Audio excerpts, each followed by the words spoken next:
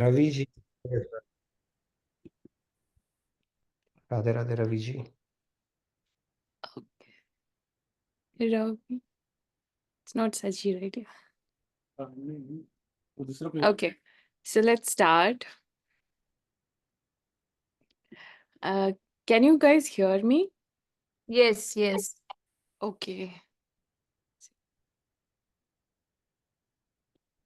Okay. So today we'll be doing the third discourse on Shrimad Bhagavatam. Before that, let's do the invocation. Gurur Brahma, Gurur Vishnu, Guru Devo Maheshwaraha, Guru Sakshat Parabrahma, Tasmai Shri Guruve Namaha. Vasudeva Sutam Devam Kamsajanuramardanam Devaki Paramanandam Krishnam Vande Jagadgurum Krishnam Vande Jagadgurum. Okay, so last hello. Okay. So in the last episode, I mean, last discourse, we learned about how Krishna made bhakti, I mean, from his own essence. And when she came to be, she asked Krishna, "What should I do?" And she said, Krishna said that, please take care of my devotees. And Bhakti said that, yes, I will. And Krishna gave Mukti as, a helping hand. And he also gave her two sons, which is Jnana and Vairagya, to help her when she goes to help Krishna's devotees. So we also learned about uh, Bhakti Devi asking Narada Muni, why my sons are actually in this condition. I am young and they are both old. So Narada assures her, said, don't worry, Krishna is looking after everyone, and Krishna always helps the devotees. And he told her the story of King Ambarisha, how he was saved from Durvasa Muni. And hearing that story of Bhakti, her strength returns, and Bhakti says that you are such a beautiful soul. I will always reside in your heart. And then she requested Narada to help her two sons. So Narada started chanting, starting from Mahabharata, Vedas, all spiritual texts, all the songs, everything he kept on saying. But Gyan and Vairagya, they were barely opening their eyes, barely sitting. So he said that this is not going to be a permanent thing. I'm not able to revive them completely as per what I want, and I need help. So he thinks about of Krishna, and seeks guidance. Then a voice from the sky comes and says that you need to do a righteous act, and through the righteous act they will be revived. And uh, a part for a pious soul, you will meet someone and they will guide you. So then he immediately set out to find those people who will guide, because he had no clue what righteous act he's supposed to do. And he asks everyone, and everyone says, whoever he meet, everyone says that this seems to be a very, very impossible task. It cannot happen because they have tried everything that exists right now, and it's not working. So then he finally thinks of doing some penances in Badrika Ashrama, and he goes there and starts doing, and that's when he meets the Sanakadi Rishis, this four little boys who looks like boys. They are really, really old, but they choose to be in that form. And they tell Narada, did you forget that how you mentioned about the Shrimad Bhagavatam, the four lines you mentioned to Sage Vyas, and how he wrote Shrimad Bhagavatam, and which removed all all his the sadness that he had in his heart. And if you say, if you chant, if you are because at that time Bhagavatam is already written. So if you chant that, then they will definitely be revived. Both Gyan, Vairagya, and Bhakti will flourish again. And he also compared Srimad Bhagavatam as the fruit from the tree, just like sap is throughout the tree, but the essence of the fruit, the tastiest part is the fruit. Like that, Bhagavatam is the essence of the Vedas. Similarly, he was saying Bhagavatam is like the butter churned from the milk. And he was also saying that it is like, I mean, not he, the four Sankadi rishis, they were saying that it is like a concentrated form of sugar cane juice, because once it is concentrated, the taste becomes enhanced. So that is how Bhagavatam is, and that is what you need to do. So now coming to the discourse 3, which is cessation of Bhakti's suffering. So Bhakti, she became happy, but she was not entirely, happy, because her sons are still old and still suffering, which she is not able to bear with. So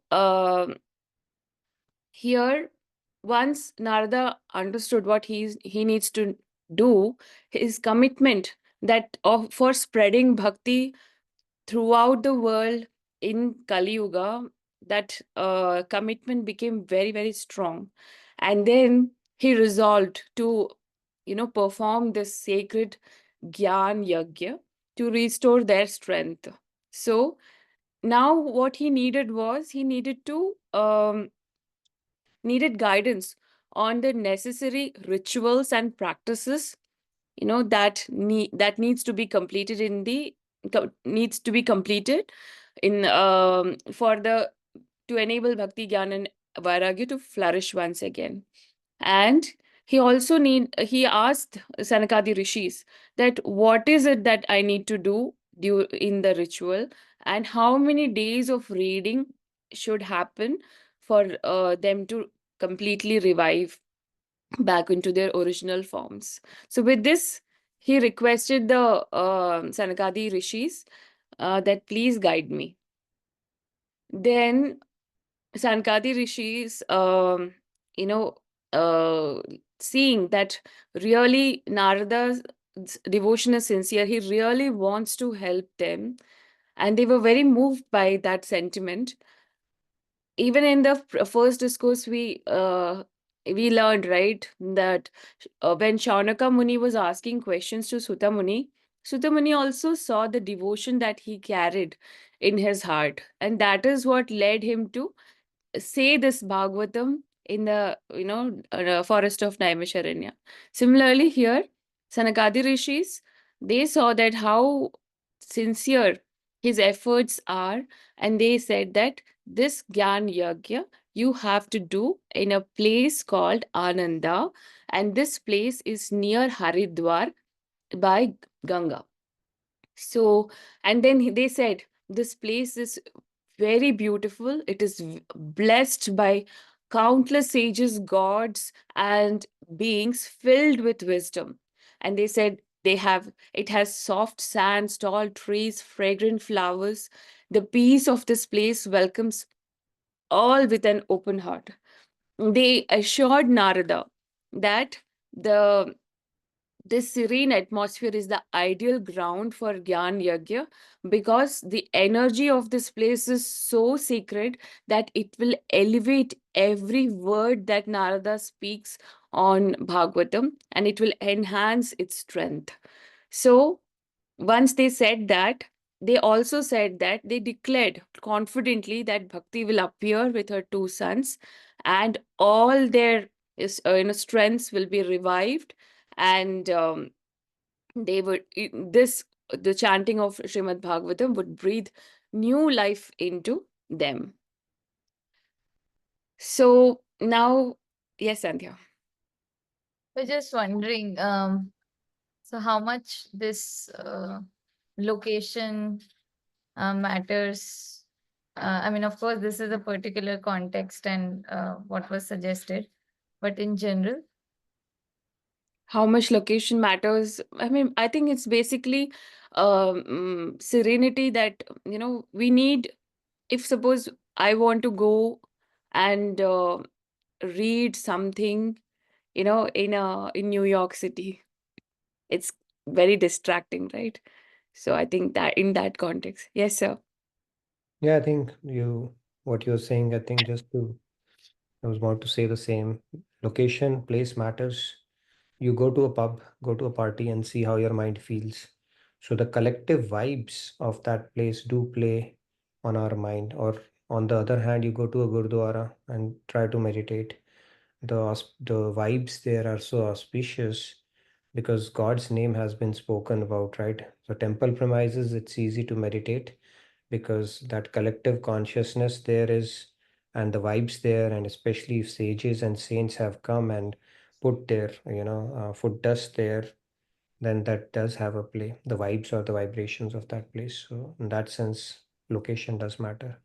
So can we say that in the definition of satsang and kusang, not just the living beings, but the non-living environment also plays, I mean, kind of is included? True. I mean, the vibes, the consciousness, everything has a play in that sense, right? So if you go to a place where a lot of crime is committed, that those vibes will also start playing a part in your the way you are thinking about it, right? Sometimes you go to somebody's house and you just pick up a vibe, right? Hey, we felt positive there. Sometimes it's like something is not there, something is off. So that is that intangible part of it, right? So in the Jad Sangam both have bearing on it. Yeah, Yeah, yeah. I mean, that's why I think probably they choose a particular even a rock. I mean, the stone for making deities. So they are basically from some mountains, right? But the I think the energies that they can absorb is more. And if it is kept in a particular area, then the energies that it could absorb would be negative.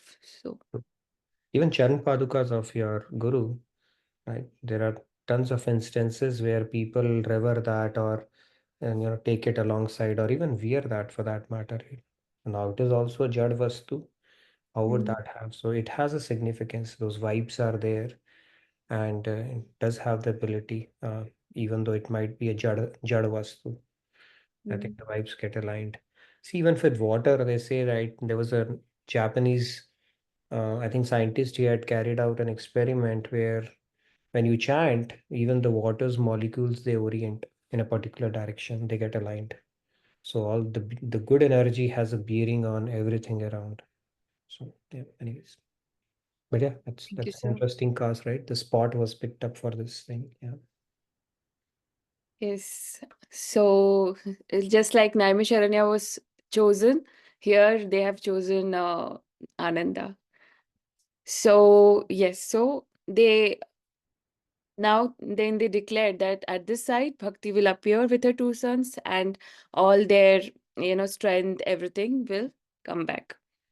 So it was a guaranteed, it's a beautiful thing. Next, the divine gathering at the banks of Ganga. So once they have finalized the place, they have understood what needs to be done. Narada got the guidance from the sages also. Now he requested Sanakadi brothers to come with him and in this Jnana-Yajna. And this news just spread like wildfire. Now a wave of excitement spread across the earth, heavens, and even Satyalok, where the Brahma lives, the creator. And devotees who cherished the Lord's stories, they came rushing to partake in the nectar of Bhagavatam. Even before they reached, everyone else was there. So he says numerous esteemed sages like Brigu, Vasishta, Chavana, Gautama, Medha, Tithi, Devala, Parashurama, Markandeya. There were even, Ved Vyas also came. His father, Parashara Muni, he came. And his son, Shukha Muni, was also there. So they all came. And then more people, people who were grahastas, the sages who were grahastas, Jajali. I think all of them, they will come in the stories ahead. They all arrived. They brought with them their wives, sons, family, all filled with deep longing to hear the sacred stories.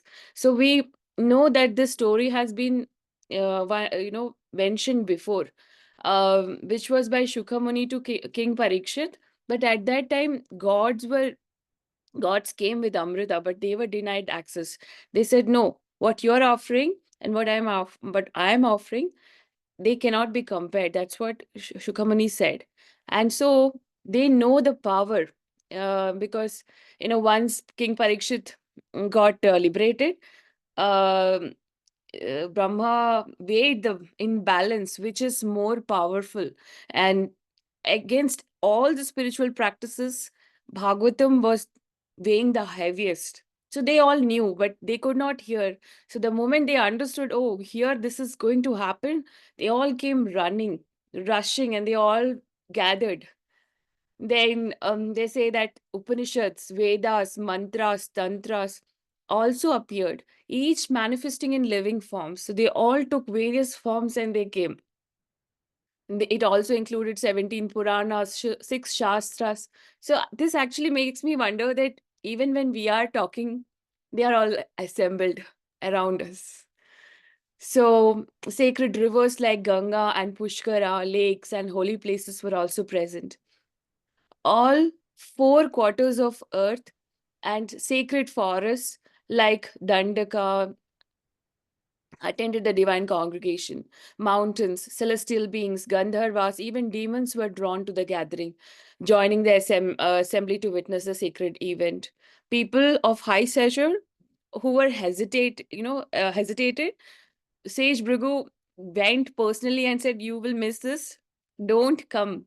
So he brought everyone.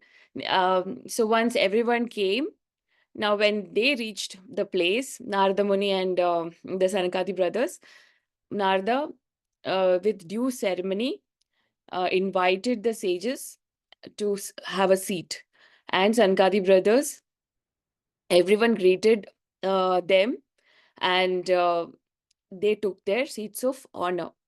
Now, now once they sat, everybody sat. So who all sat in front rows? Devotees of Lord Vishnu, renunciates, celibates. Now, yes, Sandhya. Who are the beings of high stature? Are we talking I about think gods, Indra, and all. gods, demigods, right? Okay. Mm. We So, VIPs of the party, basically. yes, So this congregation would have become the talk of the whole Brahmand, I would say, right? yes. Okay. So they all sat in a row, and followed by, the seating arrangement looked on a divine order. On one side sat revered seers, while across from them were denizens of heaven and other sages. Another side was occupied by Vedas, Upanishads. So they all sat, and the ambience was so beautiful. They're saying that, showers of red powder, flowers, parched grains of rice, so much color was, naturally present. Clouds of powdered incense rose upward. So the it was beautiful setting. Celestial, countless celestial chariots hovered above, honoring the gathering with their presence. Flowers are falling.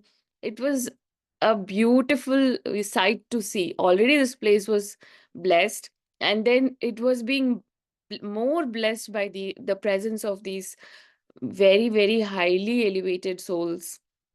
And then, with clarity and purpose, Sankati brothers began narrating the glory of Shrimad Bhagavatam. So just like we are narrating the glory, they also started with the glory. Then they said that we shall now share with you the glory of Shrimad Bhagavatam, and it was first taught by Sage Shuka. Then they said, through the mere act of hearing it, one can attain liberation as if it were within one's own grasp. Yes. Yes, Sandhya. Sorry. So we are talking about a sequence, right? Like first, Shukdev and Parikshit ji's event happened, then Naimisharanya, and then this one, right? So, uh, I mean, Naimisharanya, they are talking about this thing that happened after Shukdev, but this is not the, after Sutta. This is the second. okay, this is the second, and then okay. So, Hmm. so what I was just asking was like, for example, what we have learned about Ramayana or Mahabharata, we say that that particular sequence of events happened in a particular yuga of the particular kalpa. So it's not necessary that as the cycle keeps on going, the same thing will happen every time, right? So Yeah. is same in this context as well for Shrimad Bhagavatam? Yeah, I mean, we can say that it happens once in a lifetime in one Brahmanda, or, these things congregate and they happen. So Shukhamani happened, and then in the same Brahmanda, this thing happened. So in some other Brahmand, something else must be happening, but the same sequence only. Yes. It's like per Brahmand. Yes, sir. Yeah, basically every Brahmand will have its own version, right? Of Bhagavatam. We don't know. Mm. Even Ramayana has multiple versions for that matter, right? In our Manvantara only, I think three different Ramayans have taken place, right? Ravan, and then in one, I think Ram Bhagwan kids that Jalandhar. And Mm. so that Ramayana is the demon is Jalandhar, and then there is another one. And even Krishna Leela, there are multiples that have taken place in our Manvantara only, right? It is said that in one of the Krishna Leelas, Krishna and Radha, they get married. Brahmaji was the Pandit for that. So Mm. I think every Brahmand, God is kind enough to give this nectar, like Pratyusha was saying, it is the ripened fruit of all the scriptures. So yes, scriptures is given, stories are given, and then the essence is given, devotional aspect is given. So I'm pretty sure every Brahmand would have its own version of Bhagavatam based on the kind of leelas God has performed there. Yeah. And just to like say one thing, like when I learned that there are so many versions that helped bringing in a perspective. Like many times people end up having that arguments, right? In Shiv Puran this is written or in Vishnu Puran this is written. But then I kind of got a perspective that things could be referring to different cycles of time and they may both be comprehensively happening at the same time or at different places, right? So, yeah. Like we learned in the in the Bhagavad Gita session that Bhagwan came, he divided himself into two, Radha, Krishna, and then they just multiplied into many, right? Many forms, including us. So yeah, so we can, with our, we are in this world of duality, so we can we'll definitely make comparisons, who's better, who's not, and all of that happens, but in essence everyone is same. So okay, let's continue. So yeah, so then they started telling the Glorio, right? So one should continuously engage in listening to an exposition of Srimad Bhagavatam, because when a person actually listens to this, Krishna himself, become takes the his abode in their heart. So Krishna becomes a permanent person there.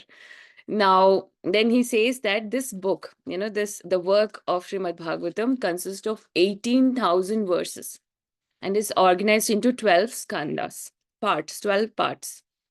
Then it unfolds as a dialogue between King Parikshit and Sage Shukha. So what they talked, that only will come here. Like Sage Shukhamani is saying to Parikshit, probably they are asking questions.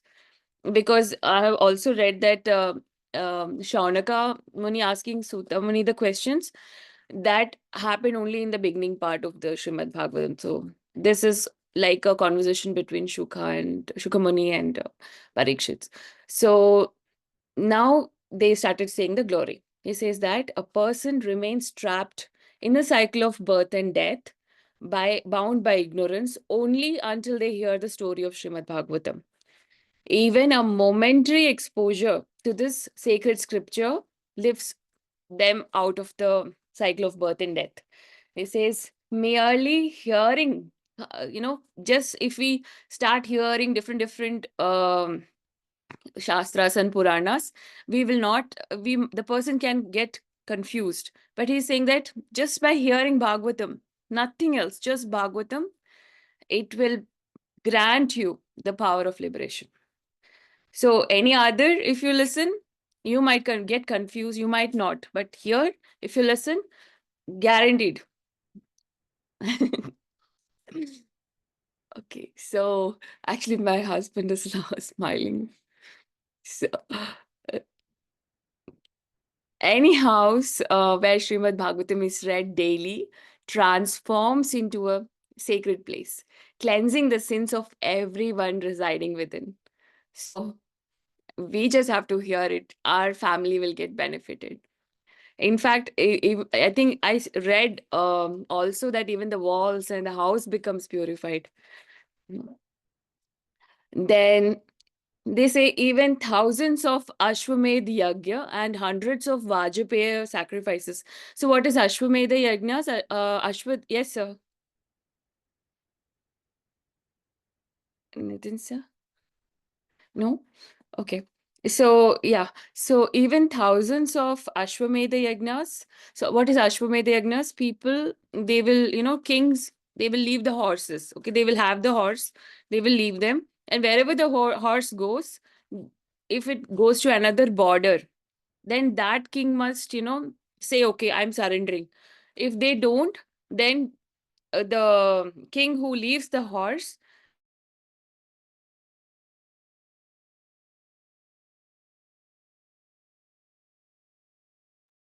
Internet issue, it seems. Yeah, looks like Pratusha froze. Yeah. Um, So these pictures are taken from artificial intelligence, huh? The pictures are very beautiful. and very context specific, right? Like she has tried to get, even when she was describing the environment for that place where people are gathering to listen, Yeah, pictures are very nice. Very, right? very. That was very The relevant. the four kids' hairstyle has changed, but still the context is captured. Yeah, yeah. Yeah.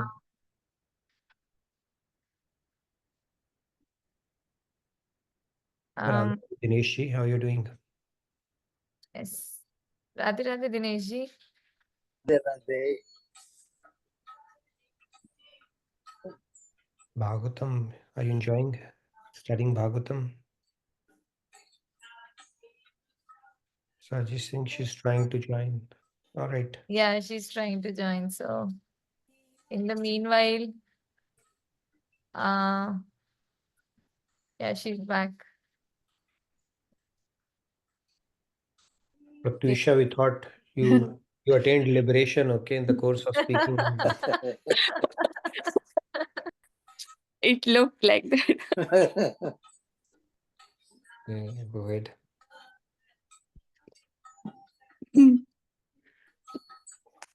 Okay. We were wondering, where did you get these? Are you generating these pictures, putting the context and letting AI do its magic? Yes, sir. Very nice. Acceptance house. The Thank pictures you. are very nice. So I think some work is going behind it. But yeah, they're very, very context Mm. specific and beautifully captured. Thank you, sir. So I asked them, sometimes I get very weird. I keep trying. So Yeah. Actually, Nitin ji noticed that the four Kumar's hairstyle has changed as well. that's true. For one of them, I don't know, it's aura or they are blonde, but still it is looking very nice. Sometimes they look Chinese. No, that's okay. So I have to But these pictures get are them very into. nice. Yeah, very, very nice. I think this is a good use of AI that you're doing. Yeah. And also when you have pictures, I think it conveys more message than if like just the reading. Yep. Okay. So, I don't know where I was. Yeah. So, it unfolds, yeah. So a person, okay, the liberation part, and then merely hearing countless other scriptures, people will get confused, but this will guarantee liberation. Any house, if Bhagavatam is read daily, transforms into a sacred place. It also cleanses the sins of everyone residing within it. Then they say that your Ashwamedh Yajna, we understood. What is Vajpayeya's Yajna? Vajpayee Yajna means you do that to become Indra. He says even thousands of Ashwamedh Yajna and hundreds of Vajpayee sacrifices cannot match the power of even 1/16th of its strength of reading the, 1/16th. If you read Bhagavatam, that is equivalent to thousands of Ashwamedh Yajna and hundreds of Vajpayee sacrifices. He says that since clings to the body as long as it is not heard. And they say that you don't have to go to sacred places because sacred places are personified and is here. So that's all that you need to do, that you just have to hear it. And they say that for those who seeking the highest spiritual goal, even reading a small portion of Bhagavatam daily can lead to liberation.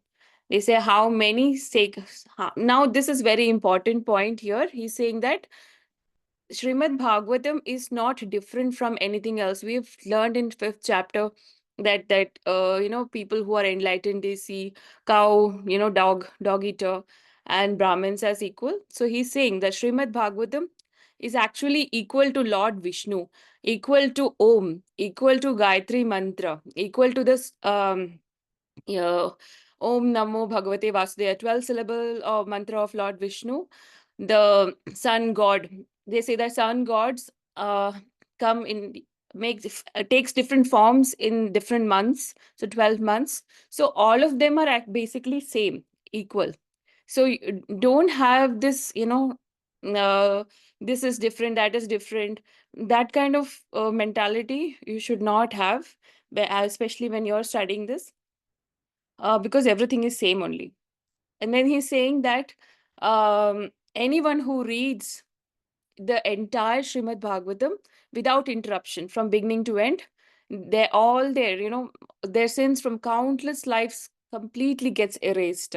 Even if you read a quarter of a verse daily, it brings equal blessings as Rajasuya and Ashwamedha. So we understood that 1/16th of the entire book, thousands of Ashwamedha and hundreds of Rajasuya, right? It is equivalent.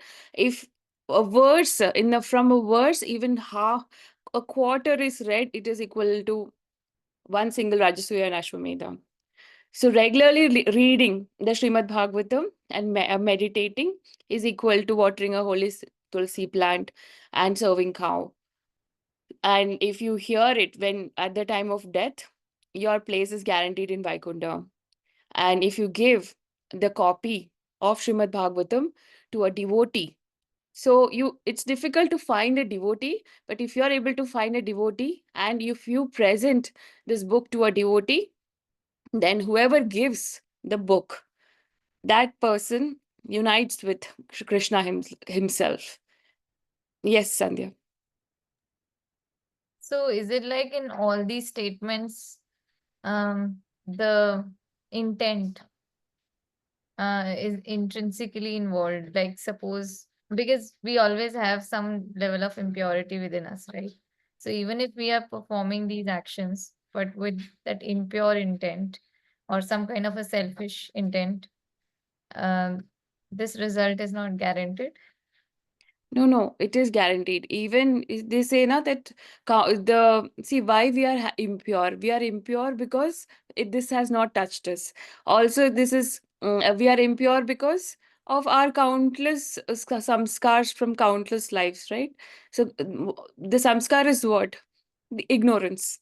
So this will remove all of that. So we just, and when everything is removed, what remains? The ultimate essence only remains. So this has that purifying effect. Even if the initial intent is I am impure, I think by the end we will know that I am pure. So, like, just gifting a copy, say with a selfish intent of gaining something out of it, still they will, I mean, ultimately, yes, everyone will unite with the Lord, but like, is that Yeah, I think it automatically, if it has to happen, we might think we did it. We know the ego will always take credit, but the thing is, it is happening by God's will only. So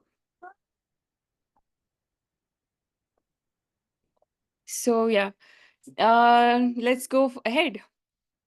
Next is Sankati Brothers further says that anyone who lives their whole life without hearing even a little of Shrimad Bhagavatam has wasted their life. They have brought only pain to their mother, and it is, it is like their body. I mean, they are like a lifeless body. They have not heard the essence of who they are. Such a person is like an animal and a burden on the earth. So that's what they say about such a person who's never heard or not even tried. And then they further say the opportunity to hear an exposition of the Srimad Bhagavatam is very rare. So even God's word got denied, right? So this is somebody coming and telling somebody is interested to hear, and people congregating in that way. And that happening is very rare and can only be attained through good deeds accumulated over countless lives. I personally was trying to search wherever, if I can find someone who teaches. I could not find. So yeah, it's very rare. It should be listened to with dedication, and there are no restrictions on the number of days for hearing it. But they say that a week has been recommended because people's lifespans are shorter in Kali Yuga. Illnesses are more common and many hardship exist.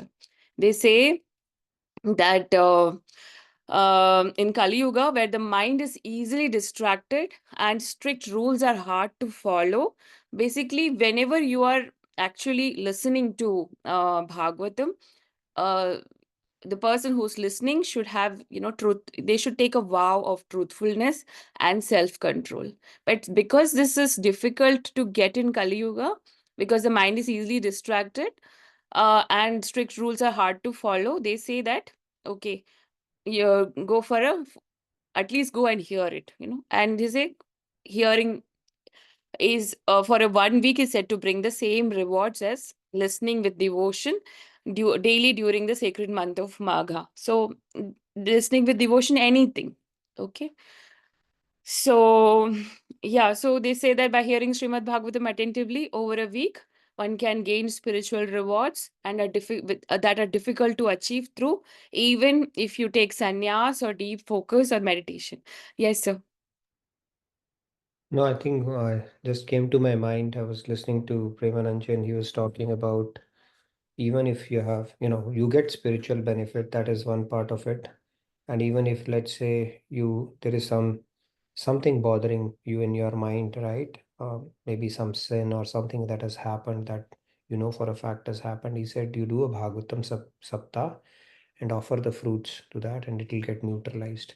So it is one of the things in Kali Yuga that God has given Bhagavatam, and if you do it with full faith and reverence, there's so many benefits out of it, right? Hmm. And even you can absolve some of the sins that for a fact have been committed or knowingly, unknowingly. And this is a formula God has given us to neutralize it if you do it with faith. So yeah. Yes, and in fact, I think in next few slides, the 1 week thing is going to come. So this is like reading this much, hearing for that long like that. So now, yeah. So the 7 day hearing of Srimad Bhagavatam is considered even greater than performing a sacrificial ritual, as it culminates in true contemplation. So yeah, this is very important point that it culminates in true contemplation, dharana. You fully achieve the dharana that is needed for you to progress, dhyan, to go into the dhyan. So that is the culmination that you achieve when you read Srimad Bhagavatam. This practice is superior to visiting holy place that we have already, because they themselves are here in the physical form. Then it is superior to yoga, meditation, and even spiritual enlightenment in its benefits and depth. This basically I don't understand spiritual enlightenment in its benefits and maybe, yes, Sandhya. So I was just thinking about this true contemplation part. Do you like self evaluate or self analyze, like how much of my contemplation is true contemplation? And suppose you have done like one round of this 7 day attending, trying with your best efforts, attentively listening to it, but you feel like there's a big, huge scope for your improvement. So that's it. Then you just keep repeating, or like. No, contemplation means, you keep thinking about something and something new pops up and you are stuck there. And then, like, I'm telling from my personal experience, when I read Bhagavad Gita, I get stuck in some verse. I keep thinking about it. I don't know the answer. And then I get an answer, and then I get stuck in another question. So that is how the contemplation works. So maybe in Bhagavatam also similar, something you hear, you get stuck. You have some questions. It gets answered automatically. Yes, Nitin sir. Right. So the way I understand it is true contemplation is contemplating something, that takes you close to that sat or true thing, right? For example, even when Vedvyasa wrote it, he had a sense of dissatisfaction. That is why he wrote it, because this is the only scripture where the nectar of bhakti ras is shared. So it is said that Bhagavad Gita is Yog Shastra, Ramayana is Prayog Shastra, and Bhagavatam is Vyog Shastra. So when you are able to contemplate, that your relationship with God, the bhakti aspect of God, that craving to meet God, right? All that contemplation is, now you're taking your contemplation to the next level. Now you're gone beyond who am I, whether to do good or bad, am I soul. You're actually taking it to something which there's nothing more to contemplate beyond understanding our relationship with God and developing devotional and loving sentiments for God and feeling that craving that something is missing in life unless I see or meet God. So that is how I look at it as a true contemplation, because other shastras are not telling you that. They're giving you a manual for life. But Bhagavatam is something which tells you, goes into the depths of bhakti and takes you much deeper, and helps your contemplate it to another level altogether. So that's how I interpreted it. Just wanted to call that out. Yes, sir. Thank you, sir. Sir, also actually I will tell you one thing that I was recently contemplating, which is what is the relationship between bhakti and gyan, um Gyan and Vairagya in enhancing bhakti. So this was my going on in my head. What is the relationship? What is the relationship? And then very recently I heard that Shankaracharya actually said that without Gyan and Vairagya, you cannot reach God. So I was thinking about that. Then how it is, how by bhakti, and then only bhakti is there. So why in Vrindavan there is no Jnana and Vairagya? They are old. So what is this relationship they are trying to say? So I was just kept on thinking, and this thing came where um, in order to go to bhakti, you need Gyan. Somebody has to tell you, you will practice. And when you understand, Gyan means what is truth and what is untruth. Till now, we understood, material things are the truth, right? So we understood that no, it is not the truth. That's actually asat. And we go into the sat marg. So when we say no to asat, material things, and go to the sat, which is our true nature, that is vairagya. Mm. And when so with gyan, which is understanding what is sat and asat, we are moving towards that path, and that path is bhakti, and we reach Bhagavan. So that just really, opened my understanding, because this question was going on for last 2-3 weeks. So, like that. That's a good way to look at it. Discrimination between Sat and Asat is Gyan. Mm, Moving towards Sat and leaving Asat is Vairagya, right? And mm. then the Bhakti is the means to do that, right? So, yeah. Yes. So Vairagya is not basically going in, sannyas leke, to go to sit in the forest just by listening and, understanding that. I said, oh, wow, we are like doing that, right? On a daily basis. We were doing in the Bhagavatam and, Bhagavad Gita. So we were doing Vairagya only. So that just brought so much happiness. Yeah. Aligning it to Sat is Vairagya, right? Mm-hmm. So yes, and he says that the practice is superior to, visiting every holy place. It surpasses yoga, meditation. Then when the Sanakadi brothers were saying this, Shaunaka Muni, this is happening in Naimisharanya, right? He had this question that how has Bhagavatam, became so effective in as a means of liberation? Why not other books? What made it so special? And that's when Sutta replied that when all the Mahabharata, everything finished, Krishna was about to leave. At that time, Uddhav had this great worry in his mind, and Uddhav actually was reading Shrimad Bhagavatam. He read up to 11 skandhas, and still he was very worried. So he asked Krishna that, this is Dwapar Yuga. All of the evils you have almost eradicated, but Kali Yuga is coming, and in Kali Yuga people are more evil. How are your devotees, how are you going to save them? You are going away, so please don't go, or please help us. And Krishna obviously felt, yeah, hearing Uddhava's heartfelt plea at the holy site of Prabhasa, Srihari thought deeply about how he could continue to support his devotees. So he infused all his divine power and glory into Srimad Bhagavatam, which is Bhakti. He infused it into this book. So it is him only. So it's not any difference. So this act transformed Bhagavatam into a living verbal manifestation of Sri Hari, capable of removing sins simply by being heard, read, seen, or revered. So that powerful, this book became a powerful means of liberation, and that's why it is so superior to any other books. So, yeah, so hearing the Bhagavatam over a week is considered the greatest of all spiritual practices, especially in Kali Yuga, where it is known as the highest righteous path. So, we are meant to do this for in Kali Yuga. We have to do this in Kali Yuga. In this age, listening to Bhagavatam helps remove sorrow, poverty. This is what, sir, you were saying now, that 7 days people were having, whatever they can do it in 7 days.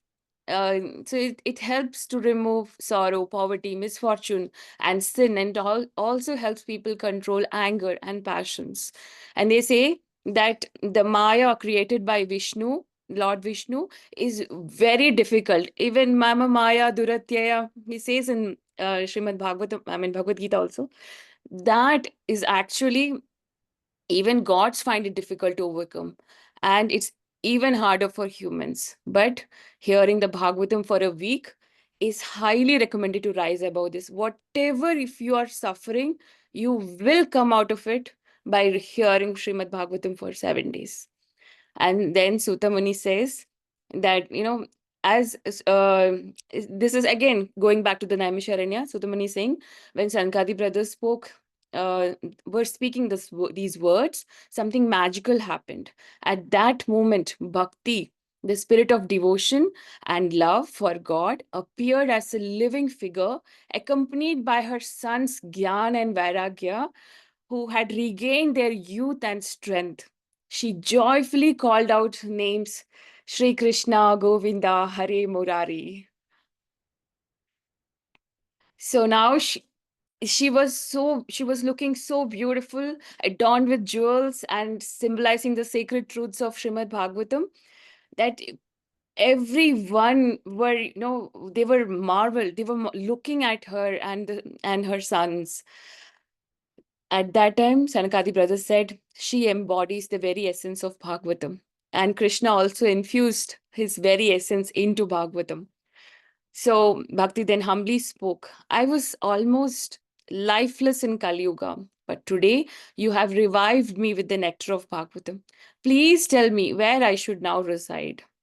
And then Sankadir brothers says that you alone grant a form to the that of divine qualities of Sri Krishna. I think this is for those people who gets liberated and get into a divine form.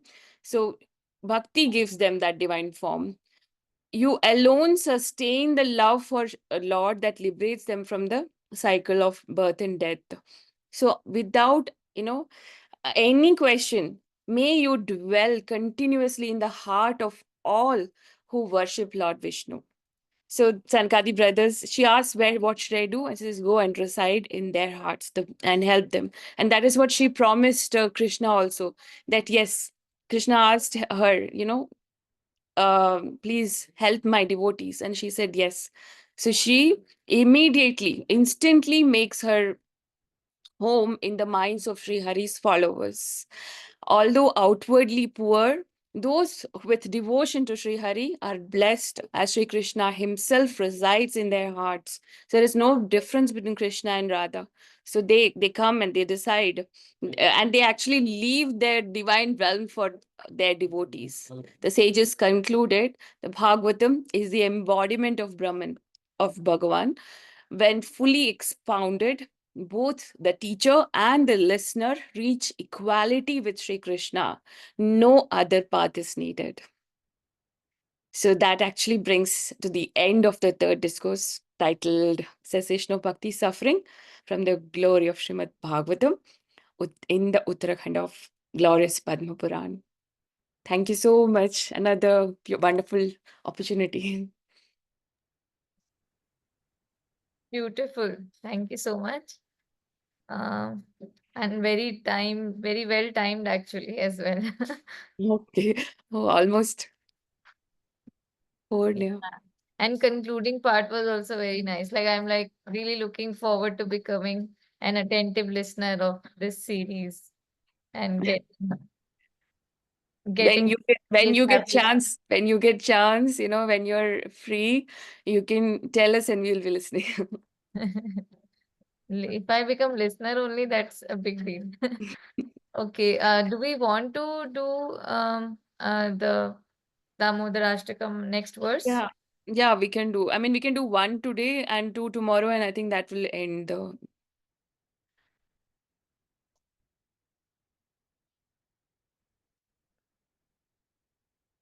I'm just searching.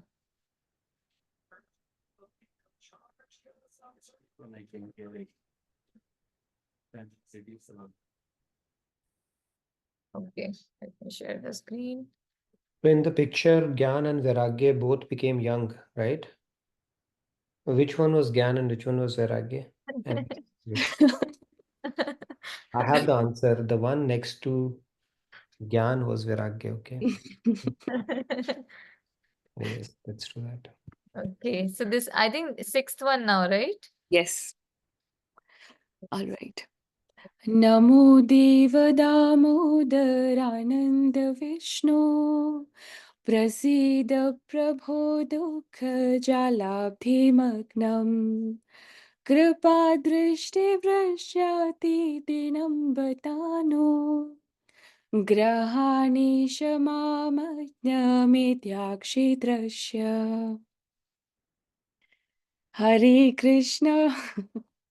Yes, yes, Good. come on. I maybe next time because I have not thought of it, just came from Nitinji, do you want to do a little bit of Hare Krishna chanting? Go ahead. I don't have Pratyusha sang so nicely that I don't want to dilute that. Very nicely done. Thank you. I just feel like I we should complete that. I'll just complete that sentence. Mm. Or you want to? No, I just wanted to sing that Shri Krishna Govinda Hare Murari He Nath Narayana Vasudeva He Nath Narayana Vasudeva He Nath Narayana Vasudeva. Awesome. All right, so I'll just quickly read the meaning. O Supreme Godhead, I offer my obeisances unto you, O Damodar, O Anand, O Vishnu, O Master, O my Lord, be pleased upon me by showering your glance of mercy upon me. Deliver this poor, ignorant fool who is immersed in an ocean of worldly sorrows and become visible to my eyes. Beautiful. Wonderful. Okay. So I guess with that, it's 10 o'clock and I'll stop the recording. Yes.